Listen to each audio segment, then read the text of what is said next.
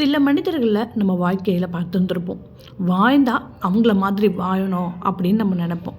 சில மனிதர்கள் பார்த்திங்கன்னா துன்பத்துலேருந்து மீளவே முடியாதுங்க. அப்படியே அவங்க கொஞ்சம் மீண்டு வந்தாலுமே துன்பமானது திரும்பவும் அவங்கள தாக்கும். இந்த மாதிரி ஒரு சிலரோட வாழ்க்கை இருக்கும். எதுக்கு தான் அந்த ஆண்டவன் இத்தனை துன்பத்தை ஒரு மனிதருக்கு கொடுக்குறான் அப்படின்னு சொல்லிட்டு நம்மளே யோசிக்க தோணும். இன்றைக்கி நம்ம பார்க்கக்கூடிய வீடியோவில் ஒரு மனிதனுக்கு அத்தனை துன்பத்தையும் எதற்காக இறைவன் கொடுக்குறான் அப்படிங்கிறத ஒரு சின்ன கதை மூலமாக பார்க்கலாம். வாங்க வீடியோக்குள்ளே. நான் உங்கள் Saranya. Welcome to AK talks. ஒரு ஊரில் சதீஷ் அப்படிங்கிற வாலிபர் இருக்காருங்க. இந்த வாலிபருக்கு நாளுக்கு நாள் துன்பமானது அவருடைய வாழ்க்கையில் அதிகமாகிட்டே இருக்குது. கடவுளை நினச்சி அவருடைய பிரார்த்தனையை முன்வைக்கிறாரு. எதுக்காக இறைவா எனக்கு இத்தனை துன்பத்தையும் நீ கொடுக்குற? மற்ற மனிதர்களை பார்க்குறதுக்கு எனக்கு கொஞ்சம் பொறாமையாக இருக்குது. எல்லாரும் எப்படி அவங்க வாழ்க்கையை வாழறாங்க, என்னால் மட்டும் எதற்காக மகிழ்ச்சியாக வாழ முடியலன்னு சொல்லிட்டு நாளுக்கு நாள் நான் துன்பத்தையும் பல அவமானங்களையும் என்னோடய வாழ்க்கையில் நான் சந்திச்சுக்கிட்டு இருக்கேன் அப்படின்னு இந்த வாலிபர் மனம் உருகி தினமும் பிரார்த்தனை பண்ணுறாருங்க கடவுள்கிட்ட. ஆனால் கடவுள் செவி சாய்க்கலைங்க. கடவுள்கிட்டேருந்து எந்த ஒரு பதிலும் வரலை. இப்படியே நாட்கள் ஓடிட்டு இருக்குங்க. இவனை சுற்றி எல்லாருமே ரொம்ப சந்தோஷமாக இருக்காங்க.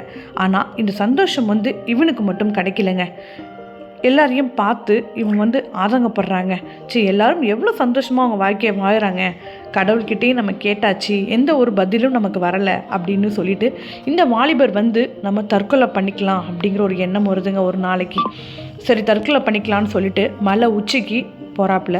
மலை உச்சிக்கு போய் அங்கே மலை மேலே நின்றுக்கிட்டு அப்போதைக்கு கடவுளுக்கு ஒரே ஒரு நன்றியை மட்டும் செலுத்துறாருங்க. என்னை படைத்ததற்கு நன்றி அப்படின்னு சொல்லிட்டு, நச்சின்னு உங்ககிட்ட ஒரு 4 கொஸ்டின் கேட்கணும் அப்படின்னு சொல்லிட்டு கடவுள்கிட்ட நன்றியை சொல்லிட்டு, எனக்கு எதற்காக இந்த துன்பத்தை மட்டும் நீ வாழ்க்கையில் கொடுத்துக்கிட்டு இருக்க, அதுக்கு மட்டும் எனக்கு பதிலை சொல்லு அப்படின்னு சொல்லிட்டு மலை உச்சிலேருந்து கீழே விழலான்ட்டு வராருங்க. வரப்போ ஒரு குரல் வருது. மகனே அப்படிங்கிற ஒரு குரல் கேட்குதுங்க இந்த சதீஷுக்கு. உடனே சதீஷ் மலை உச்சியிலேருந்து பின் வாங்குறாங்க. எங்கேருந்து கேட்குது இந்த குரல் அப்படின்னு சொல்லிட்டு திரும்பி பார்க்குறான். திரும்பி பார்க்குறப்ப அங்கே நிற்கிறது வேற யாரும் இல்லைங்க, இறைவன் தான். இறைவனை பார்த்தோன்னே எந்த கடவுளை இவன் முழு மூச்சா வழிபட்டானோ அந்த கடவுள் இவனுக்கு காட்சி கொடுக்குறாங்க. அப்போதைக்கு அந்த கடவுள்கிட்ட கேட்குறாரு, இறைவா என்னை எதுக்கு இத்தனை கஷ்டத்தையும் எனக்கு நீங்கள் கொடுக்குறீங்க? என்னை எதுக்கு நீங்கள் படைச்சிங்க? உங்களை படைப்பின் நோக்கம் என்ன அப்படின்னு சொல்லிட்டு இவன் கேட்குறாங்க. அழுதுகிட்டே கேட்குறான். இடைவிடாத அழுதுகிட்டே இருக்காங்க. அப்போதைக்கு கடவுள் மௌனமாக இருக்காரு. இப்போது சதீஷோட கண்ணீர் முற்றிலும் நின்று போகுதுங்க. சதீஷ் தன்னுடைய அழுகையை நிப்பாட்டின பிறகு இறைவன் பேச ஆரம்பிக்கிறாருங்க. மகனே, இந்த உலகத்தை முதல்ல நான் உருவாக்குறதுக்காக உருவாக்குனது 2. ஒன்று 2 விதைகளை நான் தயாரித்தேன். ஒன்று புல்லோடைய விதைகளை நான் பூமியில் போட்டேன். அடுத்து மூங்கிலோட விதைகளை பூமியில் நான் போட்டேன். அடுத்த வருடம் புல்லோட விதைகள் நல்லா செழுமையாக வளர ஆரம்பிச்சுது. ஆனால் மூங்கிலோட விதைகள் வளர ஆரம்பிக்கல. அதுக்கு அடுத்த வருடமும் புல்லோட விதைகள் புல் கொஞ்சம் இன்னுமே நன்றாக வளர்ந்தது. ஆனால் மூங்கில் வளர்கிறதுக்கு எந்த ஒரு அறிகுறியுமே இல்லை. இப்படியே வருடங்கள் ஓடுதுங்க. வருடங்கள் ஓடுது. 1 வருடம் இல்லை, 2 வருடம் இல்லை, 5 வருடங்கள் கிடக்குதுங்க. 5 வருடங்களுக்கு அப்புறம் பில்லு கொஞ்சம் நல்லாவே முளைச்சிருக்குங்க. ஆனால் மூங்கில் அப்போ தான் கொஞ்சோண்டு துளிர் விடுது. துளிர் விட்ட பிறகு 6வது வருடம் மூங்கில் 100 அடிக்கு மேலே போகுதுங்க. ஆனால் பில்லு எப்படி பார்த்தோமோ அதே நிலைமையில தான் இருக்குது. இப்போதைக்கு கடவுள் கேட்குறாரு, புல் அதே நிலைமையில தான் இருக்குது. ஆனால் மூங்கில் 6 வருடத்துக்கு அப்புறம் இவ்வளோ பெரிய மரமாக போனதுக்கு காரணம் என்னன்னு கடவுள் சதீஷை பார்த்து கேட்குறாருங்க. சதீஷ் பதில் கூற முடியாமல் தவிக்கிறாரு. இப்போ இறைவன் அதுக்கு உண்டான பதிலை சொல்ல ஆரம்பிக்கிறாருங்க. பில்லு 5 வருடங்களுக்குள்ள நல்லா முளைச்சாலுமே அந்த அளவுக்கு அடிப்படலை. ஆனால் மூங்கிலோ அதுக்கு இந்த 5 வருடத்துக்கு மேலே தான் துளிர் விட்டு நல்ல வளர ஆரம்பிக்குது.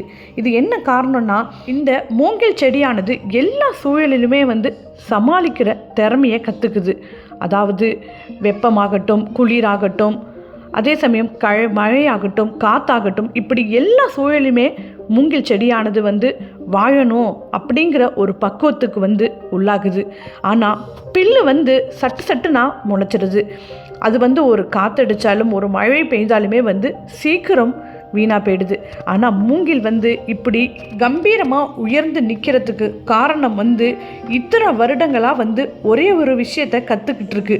அது என்னன்னா, எல்லா சூழலுக்கு ஏற்ற மாதிரி வாழ்வதற்கான பக்குவத்தை கற்றுக்கிட்டு தான் வந்து அது மேலே வருது அப்படின்னு கடவுள் வந்து இந்த சதீஷுக்கு சொல்கிறாருங்க. இந்த மூங்கில் செடி எப்படி 5 வருடங்களாக துன்பங்களை கற்றுக்கிட்டு நல்லா மேலே வருதோ எல்லாத்தையும் தாங்குகிற சக்தி அந்த மூங்கில் செடிக்கு இப்போதைக்கு இருக்குது. அதே மாதிரி தான் உன்னுடைய வாழ்க்கையிலுமே வந்து முதல்ல துன்பங்களை கொடுக்கறதுக்கு காரணமும் அதுதான். எல்லா சக்திகளுமே வந்து நீ வந்து எதிர்கொள்ளணும், அந்த பக்குவமானது உனக்கு வரணும் அப்படிங்கிறதுக்காக தான் உனக்கு துன்பத்தையே வந்து நான் கொடுக்குறேன் அப்படின்னு இறைவன் சொல்கிறாருங்க. அது மட்டும் இல்லை, இந்த துன்பங்களை நீ அனுபவிக்கிறது மூலமாக அடுத்த வர காலகட்டத்தில் உனக்கு துன்பமே வந்தாலும் அது துன்பமாக தெரியாது, அதையும் எதிர்கொள்கிற மனப்பக்குவம் உனக்கு எளிதில் கிட்டும் அப்படின்னு இறைவன் சொல்கிறாருங்க. உனக்கு கொடுக்குற அத்தனை துன்பத்துக்கு அப்புறம் ஒரு பெரிய மகிழ்ச்சி வந்து உன்னுடைய வாழ்க்கையை ஆளப்போகுது அப்படிங்கிறத நீ உணராமல் நீ வந்து தற்கொலைக்கு முயற்சி செய்கிற, இது நியாயமா அப்படின்னு கேட்குறாருங்க. அது மட்டும் இல்லாமல் நிறைய அறிவுரைகளை இறைவன் வந்து அந்த சதீஷுக்கு கொடுத்துக்கிட்டே இருக்காருங்க.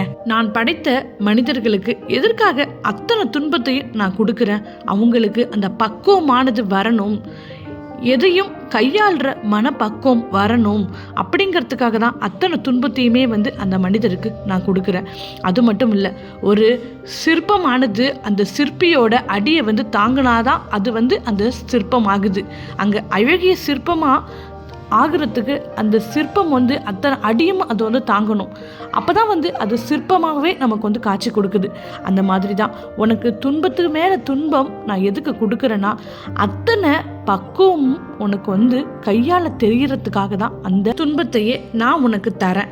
இந்த துன்பத்தை வாழ்க்கையில் கையாள தெரிஞ்சவன் வாழ்க்கையில் வெற்றியாளன், அதே துன்பத்தை கையாள தெரியாதவன் வந்து வாழ்க்கையில் தோல்வி அடைகிறான். சிறு சிறு விஷயத்துக்கெல்லாம் வந்து தன்னுடைய வாழ்க்கையை வீணாக்கி வாழ்க்கையவே இருளாக்கி வாழ்பவன் வந்து வாழ்க்கையில் தோல்வியை அடைகிறான். ஒவ்வொரு மனிதருக்குள்ளேயுமே துன்பத்தையும் கொடுத்து அதை கையாளுற திறனையும் நான் கொடுத்துருக்கேன். அதை கையாண்டு வாழ்க்கையில் வெற்றி ஆகணுங்கிறது தான் என்னுடைய ஆசையாகவும் இருக்குது. ஆனால் வந்து மற்றவர்களை எண்ணி தன்னுடைய வாழ்க்கையை மனிதன் வந்து வீணடிக்கிறான். அவங்கள பற்றி யோசித்து இவனுடைய வாழ்க்கையை வந்து அவன் வந்து வீணடிச்சிடுறான்.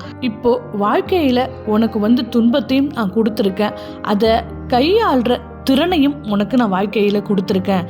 இதை வச்சு வாழ்க்கையில் உன்னுடைய பக்குவத்தை மேலோங்கி உன் வாழ்க்கையில் மேலே வா அப்படின்னு சொல்லிட்டு இறைவன் வந்து மறைந்து போகிறாருங்க. இப்போது சதீஷுக்கு வந்து இறைவன் தனக்குள்ளே தான் இருக்காரு அப்படிங்கிற ஒரு தைரியம் இருக்குங்க. வாழ்க்கையை எப்படியெல்லாம் வந்து நமக்கு துன்பம் வந்தால் அதை சமாளிக்கிற திறனும் சதீஷ் வந்து கற்றுக்கிட்டு இருக்காருங்க. இந்த கதையில் சொல்கிற சதீஷ் மாதிரி தாங்க நமக்கும் வாழ்க்கையில் எத்தனையோ துன்பங்கள் வரலாங்க. அத்தனை துன்பங்களையும் சமாளிக்கிற திறனையும் ஆண்டவன் வந்து நமக்குள்ளேயுமே வந்து வச்சுருக்காருங்க. அதை வந்து நம்ம தாங்க வந்து செயல்படுத்தணும். அதை சிந்தித்து நம்ம வந்து செயல்படுத்தி நம்ம வாழ்க்கையில் நல்லபடியாக வாழணுங்க. எப்போதுமே மற்றவங்களோட மகிழ்ச்சி தாங்க நமக்கு வந்து கண்ணுக்கு தெரியுது. அவங்களுக்கு கஷ்டங்கிறது வாழ்க்கையில் வரலையேன்னு சொல்லி நம்ம வந்து நினைக்கிறோம். ஆனால் அவங்களும் அந்த கஷ்டங்கள்லாம் கடந்து தாங்க அவங்க வாழ்க்கையில் மகிழ்ச்சியாக இருக்காங்க. அந்த கஷ்டங்களையும் அவங்க வந்து அனுபவிச்சிருப்பாங்க. அதை தாங்கிக்கிற சக்தியும் சரி மனப்பக்குவமும் திறனும் அவங்க வந்து கடந்து சென்றதுனால தான் இந்த மகிழ்ச்சியை வந்து அவங்க அனுபவிச்சிட்டு இருக்காங்க. அதை தாங்க இந்த கதை மூலமாக வந்து நம்ம வந்து புரிஞ்சுக்கணும். இறைவன் வந்து நம்ம வாழ்க்கையில் பிரச்சனைகளை அனுமதிக்கிறதுக்கு காரணமும் இதுதாங்க. நமக்கு பக்குவமானது நமக்கு வந்து வரணும் அப்படிங்கிறதுக்காக தான் இறைவன் வந்து பிரச்சனைகளை நம்ம வாழ்க்கையில் வந்து அனுமதிக்கிறாரு. அதே பிரச்சனைக்கு உண்டான தீர்வையும் நமக்குள்ளேயே விடையும் ஒழிச்சு வச்சுருக்காருங்க இறைவன். ஸோ ஃப்ரெண்ட்ஸ், இந்த கதை உங்களுக்கு ரொம்ப பயனுள்ளதாக இருக்கும்னு நான் நம்புகிறேன். இந்த வீடியோ உங்களுக்கு பிடிச்சிருந்துச்சுன்னா வீடியோக்கு ஒரு லைக் கொடுங்க. அண்ட் உங்கள் ஃப்ரெண்ட்ஸ் அண்ட் ஃபேமிலிக்கு இந்த வீடியோவை ஷேர் பண்ணுங்கள். இது வரைக்குமே இந்த கதையை பொறுமையாக கேட்டவங்க எல்லாருக்குமே கோடான கோடி நன்றிகள். தேங்க்யூ.